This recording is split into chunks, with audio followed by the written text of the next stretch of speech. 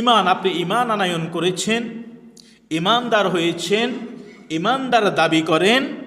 আপনার মধ্যে আপনি যে ইমান আনয়ন করেছেন, ইমানদার হয়েছেন, আপনার মধ্যে সেই চিত্রটি ফুটে উঠবে সালাদ দিয়ে। কি দিয়ে?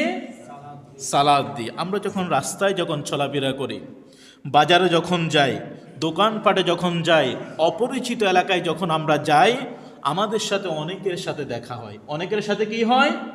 দেখা হয়। এমন এমন মানুষ আছে, তাকে দেখে কখনো বোঝা সম্ভব নয় সে কি মুসলিম না অমুসলিম।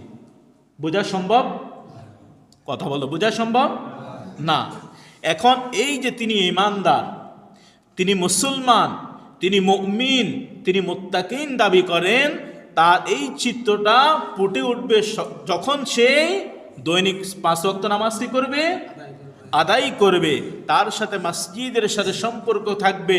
সে যখন দৈনিক 5 বার যখন অজু করবে, অজু করার পরে তার চেহারার মধ্যে অটোমেটিকভাবে নূর আসবে, চেহারাটা আলোকিত থাকবে। তাকে মুসলমান, ইমানদার, মুমিন হিসাবে ধারণ করা যাবে। ইমান, আপনি ইমান আনয়ন করেছেন, ইমানদার হয়েছেন, ইমানদার দাবি করেন। আপনার মধ্যে আপনি যে ইমান আনয়ন করেছেন, ইমানদার হয়েছেন, আপনার মধ্যে সেই চিত্রটি ফুটে উঠবে সালাদ দিয়ে। কি দিয়ে?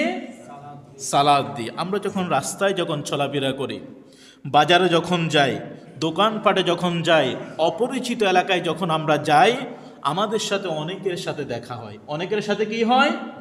দেখা হয়। এমন এমন মানুষ আছে, তাকে দেখে কখনো বোঝা সম্ভব নয় সে কি মুসলিম না অমুসলিম। বোঝা সম্ভব? কথা বলো, বোঝা সম্ভব না।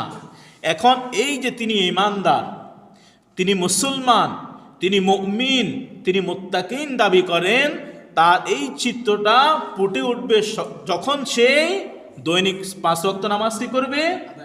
আদায় করবে। তার সাথে মসজিদের সাথে সম্পর্ক থাকবে। সে যখন দৈনিক 5 বার যখন অজু করবে, অজু করার পরেই তার চেহারার মধ্যে অটোমেটিকভাবে নূর আসবে, চেহারাটা আলোকিত থাকবে। তাকে মুসলমান, ইমানদার, মুমিন হিসাবে ধারণ করা যাবে।